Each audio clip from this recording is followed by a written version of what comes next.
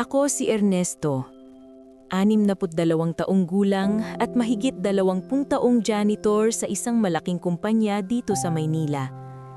Araw-araw, pareho lang ang takbo ng buhay ko. Gigising ako ng alas 4 ng madaling araw sa maliit kong inuupahang kwarto, magtitimpla ng kape at tahimik na uupo sa gilid ng kama habang unti-unting sinisimulan ang panibagong araw. Hindi na bago sa akin ang pananakit ng tuhod at likod, pero sanay na rin ako. Wala naman akong karapatang magreklamo. Kailangan kong magtrabaho dahil wala nang ibang aasahan. Pagdating ko sa opisina, ako ang unang bumubukas ng ilaw sa hallway. Tahimik pa ang buong lugar at sa totoo lang, iyon ang paborito kong oras.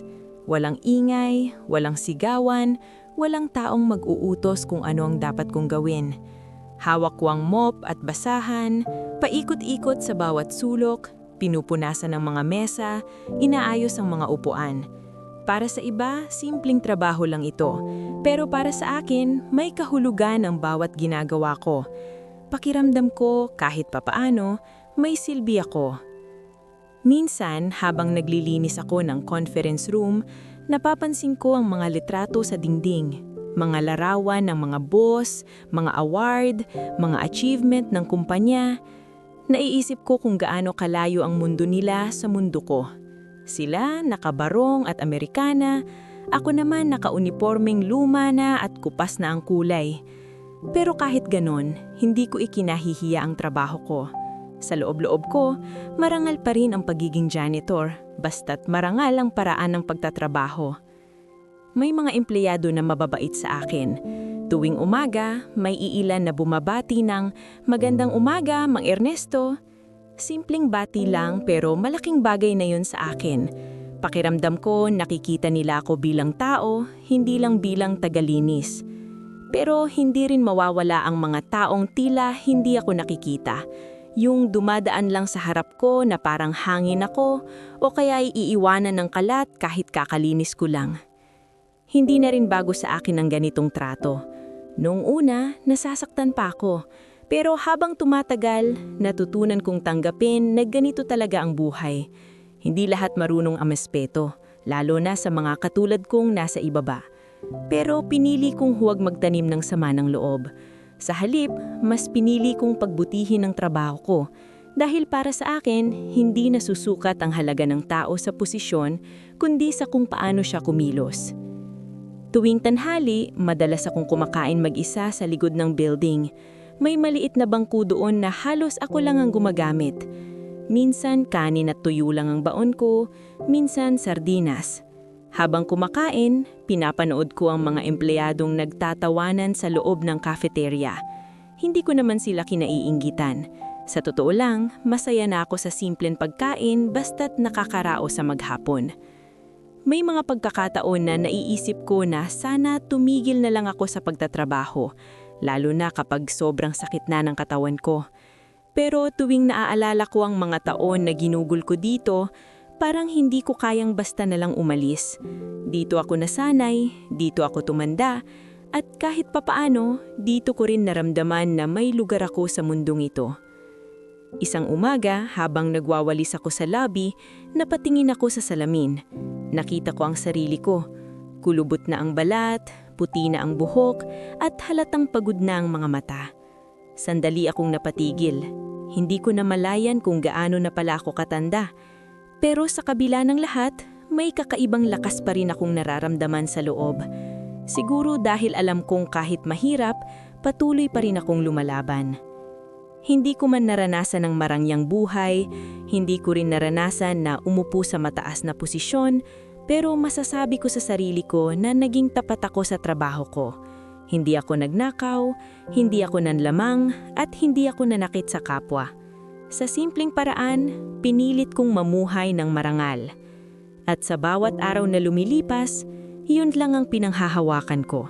Ang dignidad ko bilang isang manggagawa. Kahit janitor lang ako sa paningin ng iba, alam ko sa sarili ko na may halaga ako. At hanggat kaya ko pang humawak ng mop at maglinis ng sahig, ipagpapatuloy ko ang trabaho ko.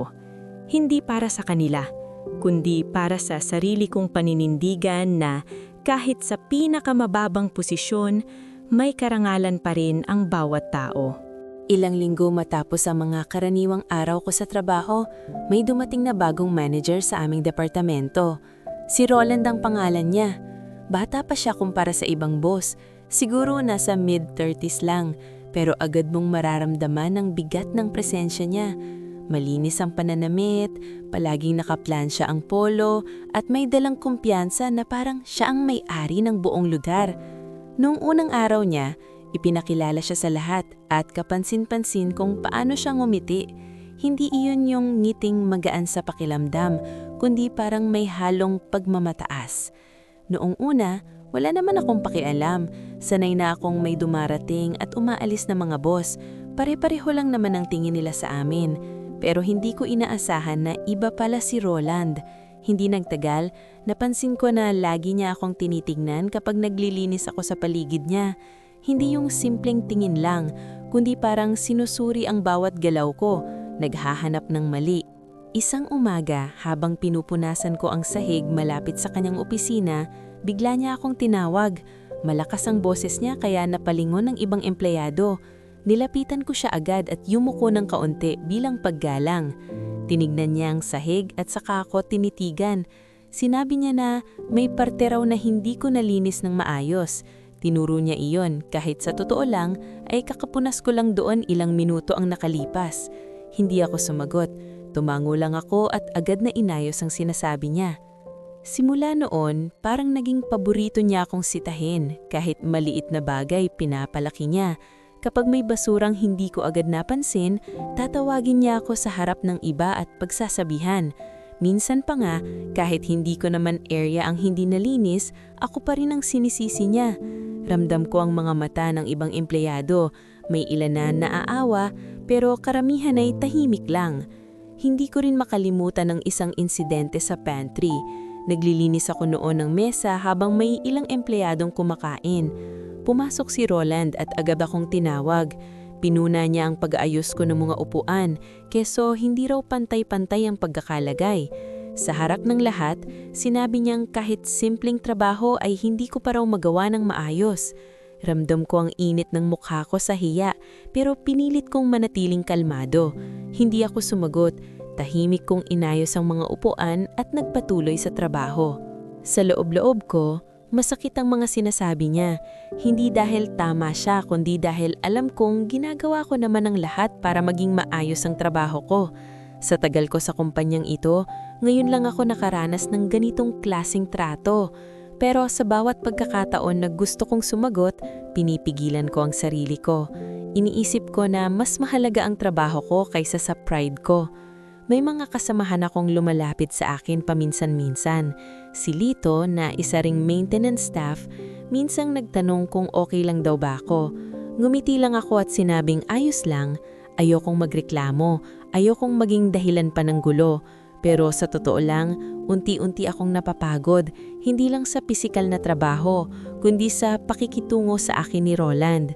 Habang lumilipas ang mga araw, lalo kong nararamdaman na tila hindi ako tao sa paningin niya. Para akong isang bagay na pwede niyang utusan, pagalitan at maliitin anumang oras. Kahit simpleng salamat o pakiusap ay hindi ko narinig mula sa kanya.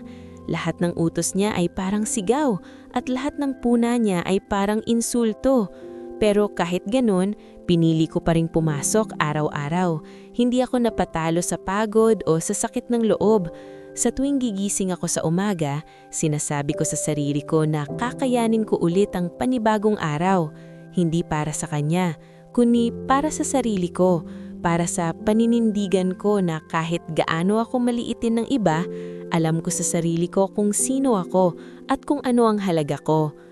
Minsan habang nag-iisa ako sa hallway at pinagmamasdan ng mga ilaw na unti-unting nagbubukas, napaisip ako kung bakit may mga taong tulad ni Roland, yung may kapangyarihan na sana ay gamitin para tumulong pero pinipiling manakit ng kapwa.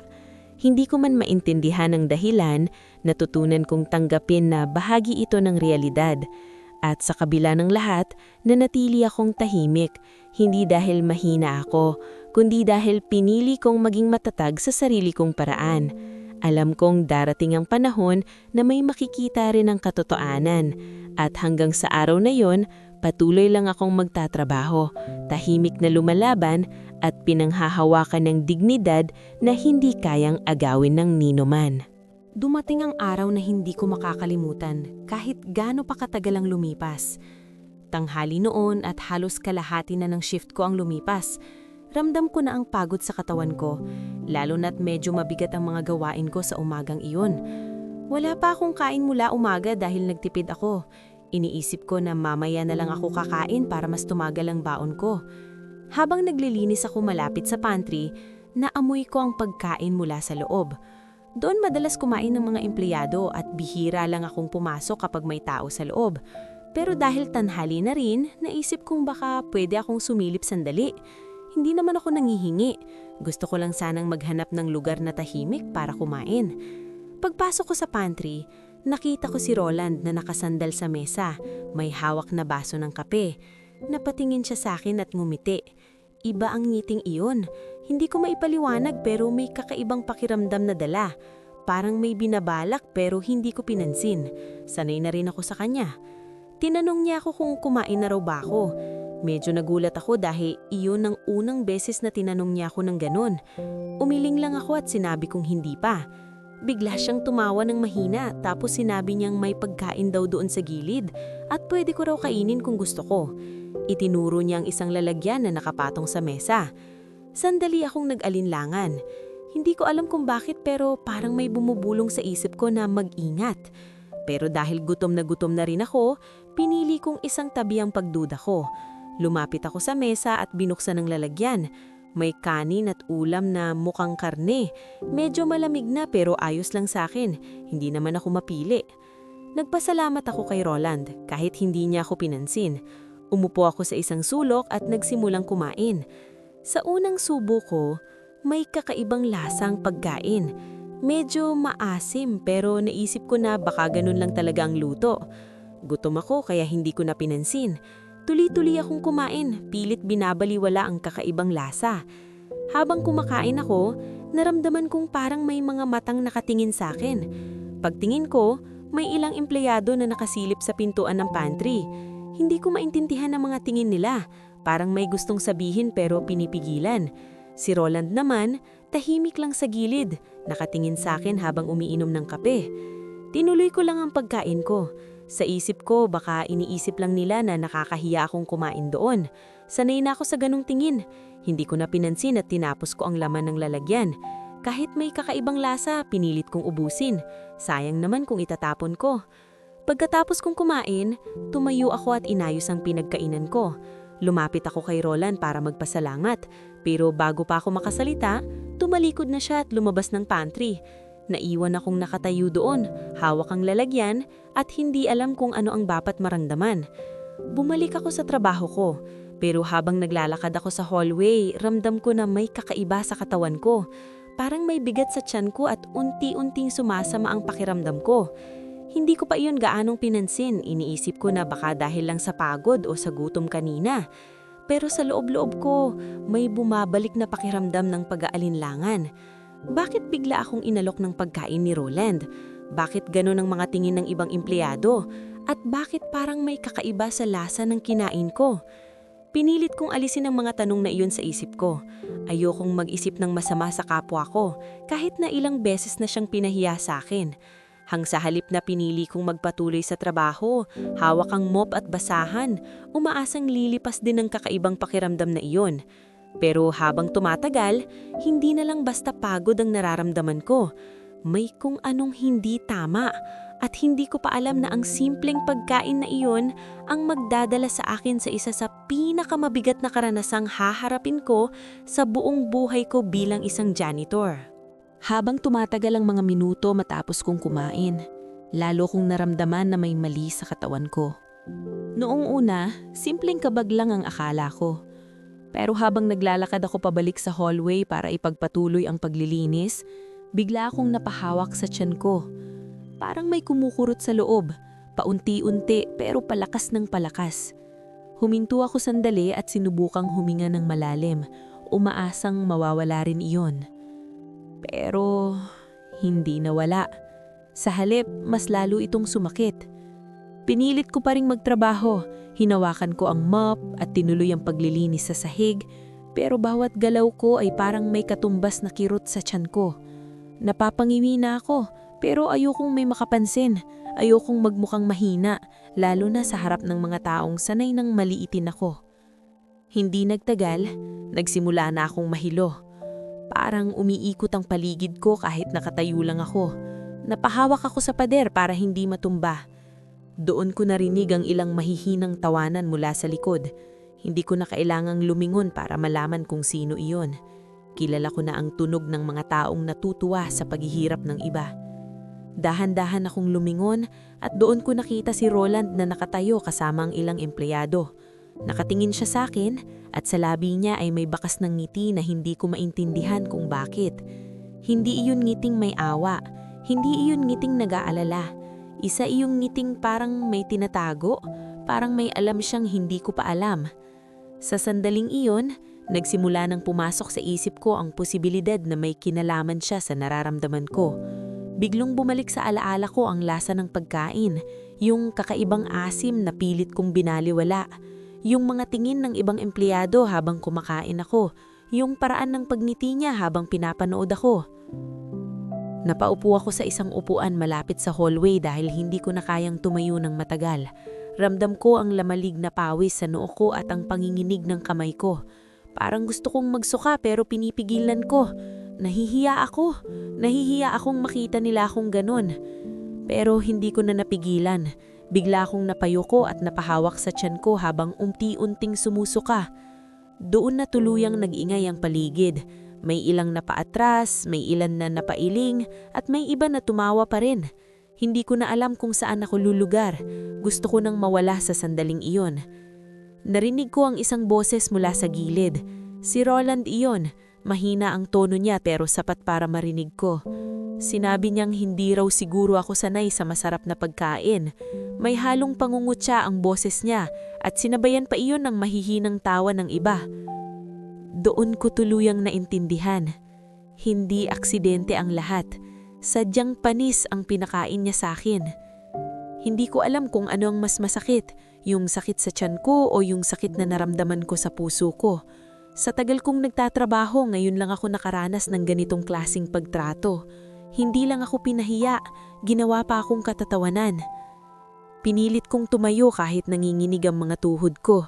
Hindi na ako nagsalita. Wala akong lakas para makipagtalo o magpaliwanag. Kinuha ko ang mop ko at dahan-dahang naglakad palayo sa kanila. Bawat hakbang ko ay mabigat, hindi lang dahil sa sakit ng katawan ko kundi dahil sa bigat ng nararamdaman ko. Nakarating ako sa CR at doon ako naupo sa sahig, nakasandal sa pader. Doon ko hinayaan ang sarili kong magpahinga. Hindi ko na napigilan ang pagluha ko. Tahimik lang akong umiiyak, pilit kinikimkim ang lahat ng sakit at hiya na naramdaman ko. Sa loob ng maliit na espasyong iyon, naghalo ang lahat ng emosyon ko. Lungkot, galit at pagod. Pero higit sa lahat, pakiramdam ko ay nawalan ako ng halaga. Para bang sa mata ng ibang tao wala akong karapatang igalang. Matagal akong nanatili doon hanggang sa medyo humupa ang sakit ng tiyan ko. Pero kahit humupa iyon, hindi nawala ang sakit sa loob ko. Alam kong hindi na mabubura ang nangyari at kahit gusto kong kalimutan, paulit-ulit itong babalik sa isip ko. Paglabas ko sa CR, tahimik na ang paligid, parang walang nangyari. Bumalik ako sa trabaho ko, pero iba na ang pakiramdam ko. Hindi na lang ito simpleng trabaho para mabuhay. Para na rin itong laban para sa natitirang dignidad ko. At habang pinupunasan ko ang sahig, pinipilit kong maging matatag. Kahit sa loob ko ay unti-unti na akong dinudurog. Kinabukasan, hindi na ako nakapasok. Pagmulat ko pa lang ng mata ko sa umaga, ramdam ko na agad ang bigat ng katawan ko. Parang hindi ako natulog ng maayos kahit maaga naman ako nakahiga kagabi. Ang tiyan ko ay patuloy pa ring sumasakit at paminsan-minsan ay nahihilo pa rin ako. Sinubukan kong bumangon para maghanda sana sa trabaho, pero nang tumayo ako, bigla akong napaupo muli sa kama dahil sa hilo. Tahimik lang ang kwarto ko at sa gitna ng katahimikan na iyon, mas lalong lumakas ang pakiramdam ng pag-iisa. Wala akong kasama, walang magtatanong kung ayos lang ba ako. Sanay na ako sa ganun, pero sa araw na iyon, iba ang bigat. Hindi lang katawan ko ang may sakit, pati loob ko. Pinilit kong uminom ng tubig at kumain ng kaunting tinapay na natira sa mesa. Pero kahit simpleng pagkain ay hirap akong lunukin. Bumalik sa isip ko ang nangyari kahapon. Ang pagkain, ang tawanan, ang tingin ni Roland. Parang paulit-ulit itong tumatakbo sa isip ko at bawat alaala ay parang bagong sugat na bumubukas. Habang nakahiga ako, napaisip ako kung dapat ko bang ipaalam sa kumpanya ang nangyari. Pero agad ko ring tinanggal ang ideyang iyon. Sino ba naman ang maniniwala sa isang tulad ko? Isa lang akong matandang janitor. Siya ay manager. Kahit ako, alam ko kung kanino papanig ang karamihan. Kaya pinili kong manahimik tulad ng lagi kong ginagawa. Hindi ko namalayan na nakatulog ako ulit dahil sa pagod. Nagising ako sa katok sa pinto. Medyo nagulat ako dahil bihira akong dalawin. Dahan-dahan akong bumangon at binuksan ang pinto. Pagbukas ko, bumungad sa akin si Lito. Mukha siyang nag-aalala. Tinanong niya agad ako kung bakit hindi ako pumasok. Hindi ako agad nakasagot. Saglit akong napatingin sa kanya at hindi ko alam kung bakit, pero bigla na lang bumigat ang dibdib ko. Parang gusto kong magsalita, pero pinipigilan ko pa rin ang sarili ko. Pinapasok ko siya sa loob ng kwarto. Umupo siya sa lumang upuan habang ako naman ay dahan-dahang naupo sa kama.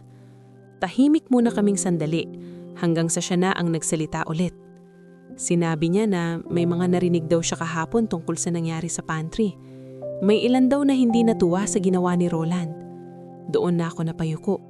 Hindi ko na napigilan. Unti-unti kong ikinuwento sa kanya ang lahat, mula sa pag-alok ng pagkain hanggang sa pagsakit ng tiyan ko at ang pagtawa ng mga tao. Habang nagsasalita ako, ramdam ko ang panginginig ng boses ko. Hindi ko akalain ganito kahirap ilabas ang nararamdaman ko. Tahimik lang si Lito habang nakikinig. Walang interrupt, walang tanong. Nang matapos ako, napabuntong hininga siya ng malalim. Kita ko sa mukha niya ang galit, pero hindi para sa akin, kundi para sa nangyari. Sinabi niya na hindi tama ang ginawa ni Roland at hindi dapat iyon palampasin. Nagulat ako sa sinabi niya. Hindi ako sanay na may taong handang tumindig para sa akin. Palagi kong iniisip na ako lang mag-isa sa laban ko. Sinabi ko sa kanya na hayaan na lang. Ayokong lumaki pa ang gulo. Pero umiling siya. Sinabi niya na kung mananahimik kami, lalo lang lalakas ang loob ng mga taong nananamantala. Hindi lang daw ito tungkol sa akin, kundi para sa lahat ng maaaring makaranas ng ganitong pagtrato. Hindi ako agad nakasagot. Sa loob ko, may bahagi na natatakot. Paano kung mawalan ako ng trabaho? Paano kung ako pa ang baliktarin? Pero may bahagi rin sa akin na unti-unting nagigising. Yung bahagi na matagal ko nang pinapatahimik. Bago umalis si Lito, sinabi niya na kakausapin niya ang HR tungkol sa nangyari. Hindi ko siya pinigilan. Tumingin lang ako sa kanya habang papalabas siya sa pinto, dala ang desisyon na maaaring magbago ng lahat. Pagkasara ng pinto, bumalik ako sa kama at tahimik na napahiga. Hindi ko alam kung anong mangyayari sa mga susunod na araw. Hindi ko alam kung tama ba ang ginawa namin. Pero sa unang pagkakataon matapos ang mahabang panahon, may naramdaman akong kakaibang bagay. Hindi na ako ganap na nag-iisa. Makalipas ang 2 araw, kahit hindi pa ganap na maayos ang pakiramdam ko, pinilit kong bumalik sa trabaho. Kailangan kong harapin kung ano man ang naghihintay sa akin doon. Habang naglalakad ako papasok ng building, ramdam ko ang kakaibang bigat sa paligid. Hindi ko maipaliwanag, pero parang may nagbago. Tahimik ang lobby at kahit ang mga dati kong kasabay na empleyado ay tila mas maingat sa pagtingin sa akin. Pagpasok ko sa loob, agad akong sinalubong ni Lito. Hindi siya nagsalita agad, pero ang tingin niya sa akin ay parang may gustong ipahimatig. Dahan-dahan niya akong nilapitan at sinabi na nakausap na raw niya ang HR tungkol sa nangyari. May mga ibang empleyado rin daw na naglakas loob magsalita. Hindi ko inaasahan iyon. Akala ko, mananatili na lang sa tahimik ang lahat. Hindi pa ako nakakapag-react nang bigla naming marinig ang anunsyo mula sa intercom. Lahat ng staff ay pinapapunta sa main conference room. Nagkatinginan kami ni Lito. Hindi namin alam kung ano ang mangyayari, pero malinaw na may kinalaman iyon sa nangyari. Dahan-dahan akong naglakad papunta sa conference room kasama ang iba. Habang papalapit kami, ramdam ko ang kaba sa dibdib ko. Hindi ako sanay sa ganitong sitwasyon. Mas komportable ako sa tahimik na sulok, hindi sa gitna ng usapan. Pero sa pagkakataon na iyon, wala akong choice kundi sumunod. Pagpasok ko sa loob, puno na ang silid. Nandoon ang mga empleyado, nakaupo at nagbubulungan. Sa unahan, nakita ko ang ilang tao mula sa HR, pero ang mas ikinagulat ko ay ang presensya ng isang taong bihirang makita sa opisina, ang CEO ng kumpanya. Tahimik ang buong silid nang pumasok siya. Ramdam ang respeto at takot ng lahat. Hindi siya nagsalita agad. Umupo muna siya sa gitna, saka dahan-dahang tumingin sa paligid, parang sinusukat ang bawat tao sa loob ng silid. Maya-maya, nagsalita ang isa sa HR at ipinaliwanag na may reklamo tungkol sa isang insidente na naganap kamakailan. Hindi binanggit agad ang detalye, pero alam ko na kung ano iyon. Ramdam ko ang panginginig ng kamay ko habang nakatayo sa gilid ng silid. Isa-isa nilang tinawag ang ilang empleyado para magbigay ng pahayag. Nakita ko kung paano nag-alinlangan ng ilan, pero sa huli, nagsalita pa rin sila. May mga nagpatunay sa nangyari sa pantry, may mga nagsabi kung paano nila nakita ang pag-abot ng pagkain, ang reaksyon ko at ang pagtatawanan ng ilan. Habang tumatagal ang investigasyon, lalong bumibigat ang pakiramdam ko. Hindi dahil sa takot, kundi dahil sa katotohanang unti-unti nang lumalabas ang lahat ng matagal kong kinimkim. Sa isang sandali, tinawag ang pangalan ko. Parang tumigil ang mundo ko. Lahat ng mata ay napunta sa akin, dahan-dahan akong naglakad papunta sa harap. Ramdam ko ang bawat hakbang, parang ang bigat ng paa ko sa sahig. Pagharap ko sa CEO, hindi ko maiwasang yumuko. Hindi ako sanay tumingin diretsyo sa mga taong may ganitong posisyon. Pero nang magsimula siyang magsalita, iba ang tono niya. Hindi ito galit, hindi rin malamig. May kakaibang bigat, parang seryoso siyang gustong marinig ang totoo. Tinanong niya ako kung ano ang nangyari. Sa sandaling iyon, maraming bagay ang pumasok sa isip ko. Ang takot, ang hiya, ang pagdududa kung paniniwalaan ba ako.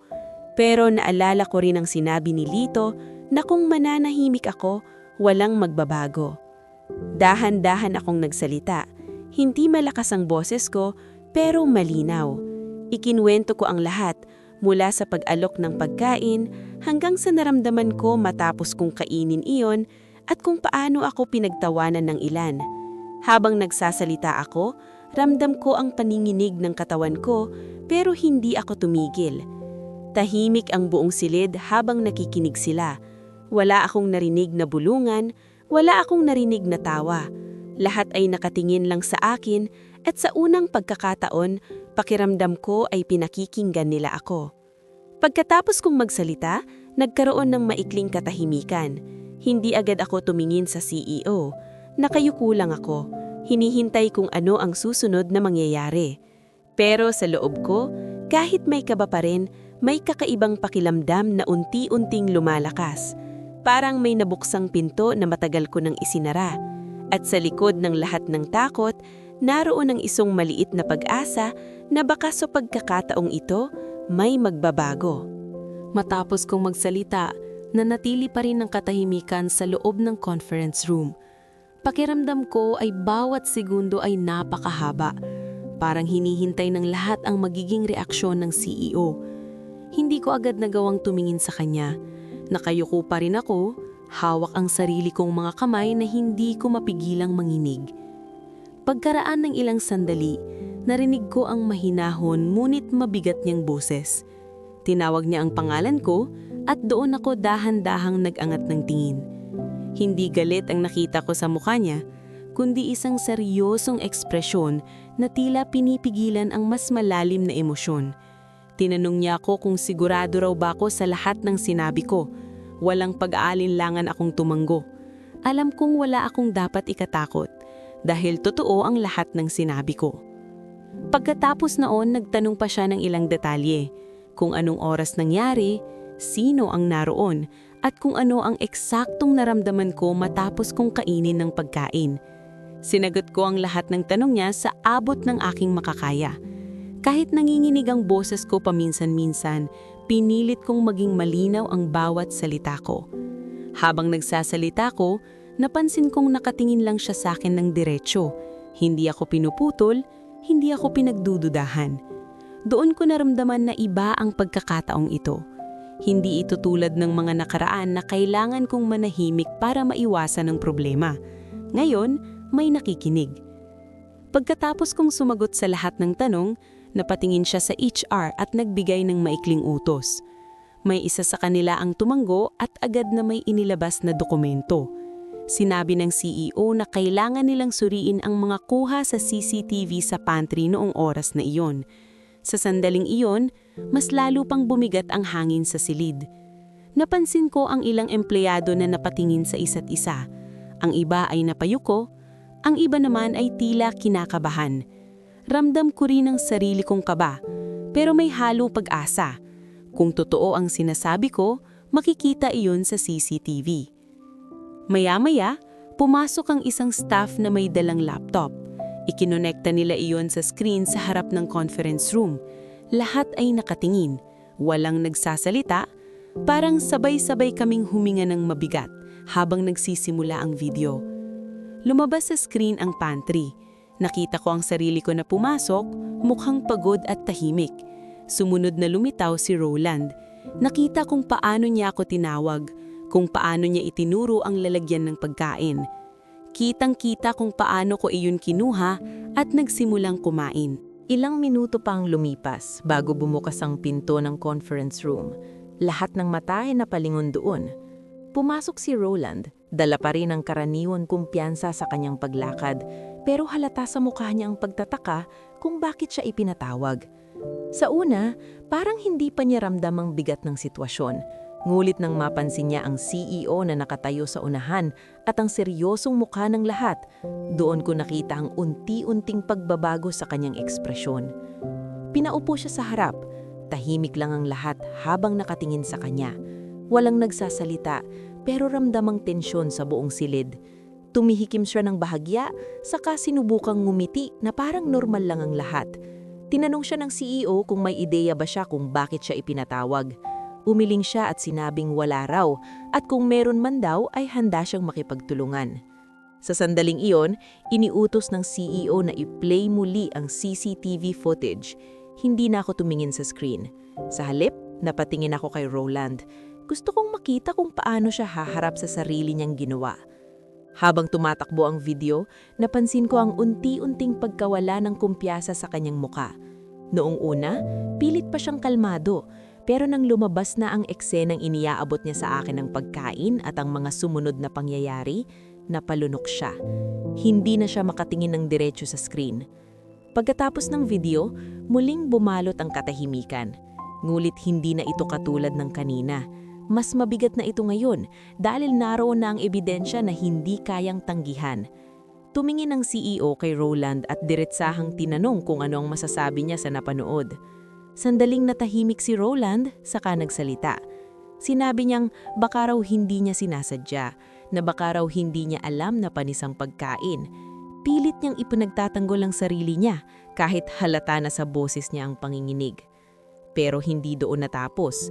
Tinanong siya kung bakit siya nakangisi habang pinapanood ako sa video at kung bakit may mga empleyadong tila inaasahan ng mangyayari.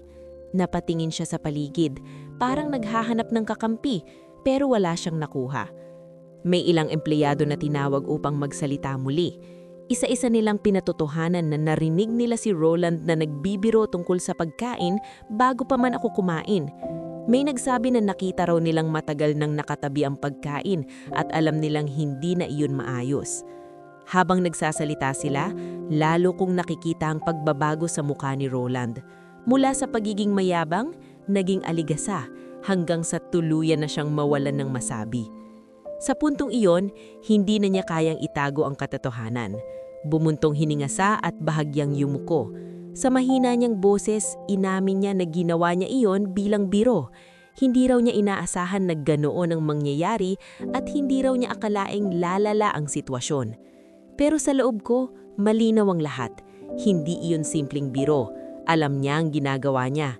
At kahit sabihin pa niyang hindi niya inaasahan ng resulta, hindi mababago ang katotohanan na sinadya niyang maliitin ako.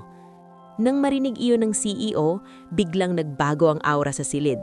Kung kanina ay kalmado pa siya, ngayon ay ramdam ang galit sa presensya niya. Hindi siya sumigaw, pero bawat salita niya ay mabigat. Sinabi niyang ang ganitong klaseng asal ay walang lugar sa kumpanya, na ang posisyon ay hindi lisensya para maliitin ang kapwa. Habang pinagagalitan si Roland, napansin ko kung paano siya napayoko, hindi na makatingin sa kahit sino.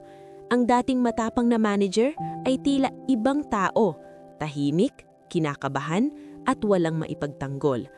Sa unang pagkakataon, nakita ko siyang manginig. Hindi na siya ang taong kinakatakutan ng iba, siya na ngayon ang nahaharap sa katotohanan ng kanyang ginawa. At habang pinagmamasdan ng lahat, hindi ko maiwasang mapaisip. Hindi ako natutuwa sa nangyayari sa kanya, pero hindi ko rin maitatanggi na may bahagi sa akin na nakahinga ng maluwag. Hindi dahil naghibanti ako, kundi dahil sa wakas, lumabas ang totoo. Sa gitna ng lahat, tahimik lang akong nakaupo. Hindi ko na kailangang magsalita pa. Ang katotohanan ang nagsalita para sa akin. At sa sandaling iyon, naramdaman ko na ang bigat na matagal ko nang dinadala ay unti-unti nang nababawasan.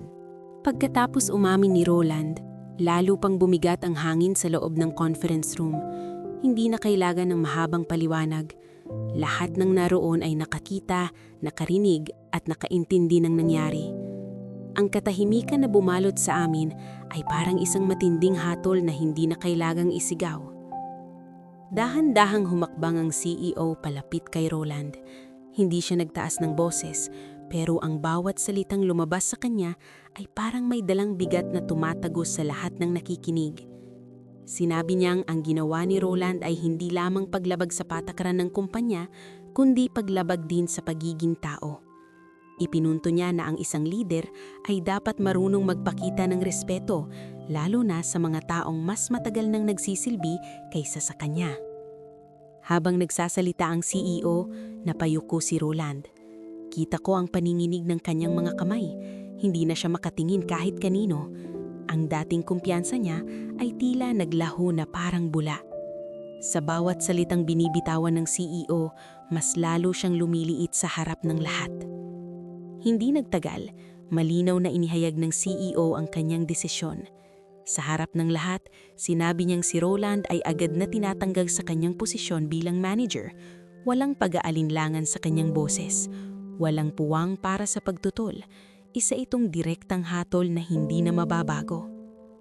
Nang marinig iyon, tila napako si Roland sa kanyang kinauupuan. Parang hindi niya agad matanggap ang nangyari. Sinubukan niyang magsalita, parang may gustong ipaliwanag, pero hindi na siya pinahintulutan ng CEO.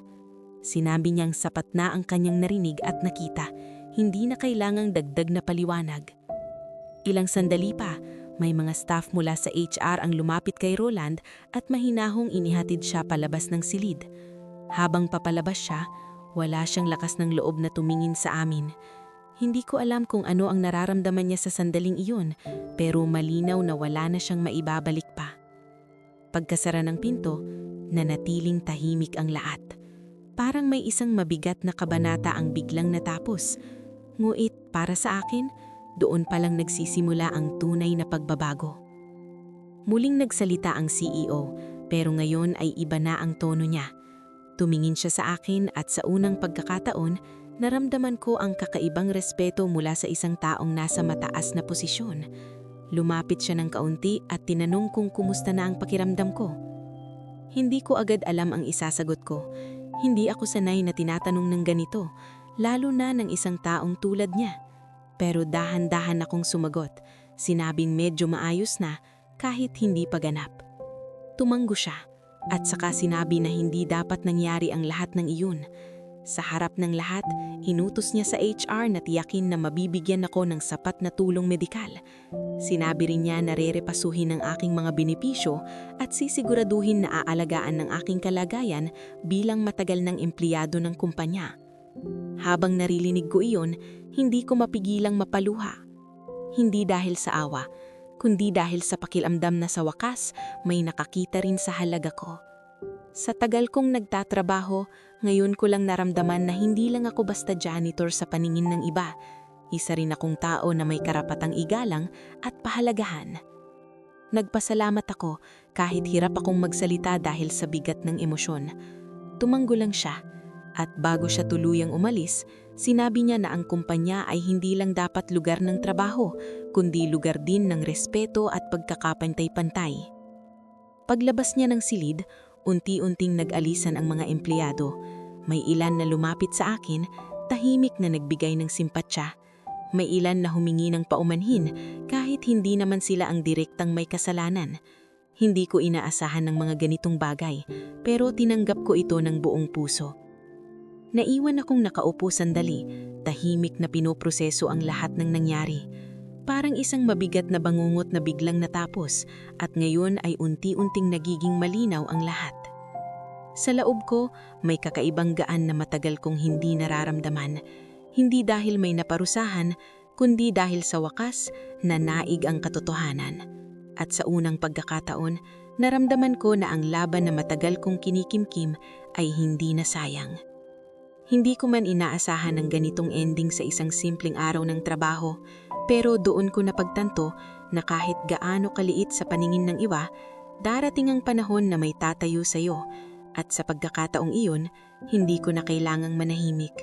Dahil ang katotohanan ng mismong nagsalita para sa akin. Lumipas ang mga buwan matapos ang insidenteng iyon at unti-unting nagbago ang takbo ng araw-araw kong buhay sa kumpanya. Bumalik ako sa dati kong rutina, maagang paggising, tahimik na pagpasok sa opisina at paghawak muli ng mop at basahan. Pero kahit pareho pa rin ang ginagawa ko, alam kong hindi na katulad ng dati ang pakiramdam ko sa loob.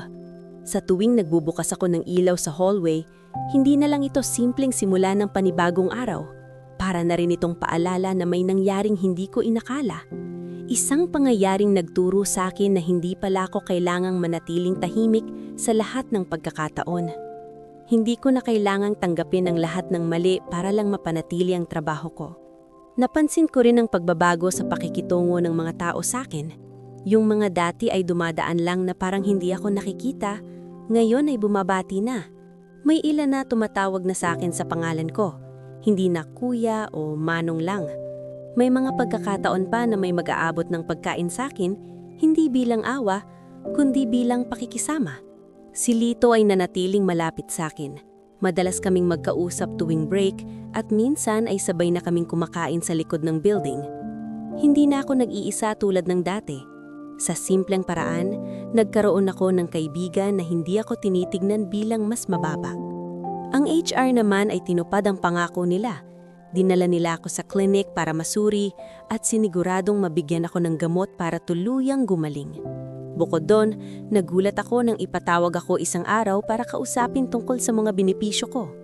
Dahil daw sa haba ng serbisyo ko, binigyan nila ako ng karagdagang allowance at mas maayos na schedule para hindi masyadong mabigatan ang katawan ko. Hindi ko akalaing darating ang araw na may ganitong mangyayari sa akin. Sa tagal kong nanahimik at nagtiis, ngayon ko lang naranasan na parang may halaga ang bawat taon na inilaan ko sa trabaho ko. Minsan, habang naglilinis ako sa isang conference room, napatingin ulit ako sa mga litrato sa dingding. Pareho pa rin ang mga mukha, mga boss, mga award, mga tagumpay ng kumpanya. Pero sa pagkakataong iyon, hindi ko na naramdaman ang distansya na dati kong iniisip. Hindi na ako parang tagalabas lang sa mundong iyon. Kahit papaano, pakiramdam ko ay bahagi na rin ako. Hindi ako naging manager, hindi ako umupo sa mataas na posisyon, pero hindi na yun mahalaga sa akin. Ang mahalaga, napatunayan ko sa sarili ko na may dignidad ang bawat trabaho at hindi iyon dapat yurakan ng kahit sino. May mga araw pa rin na bumabalik sa isip ko ang nangyari.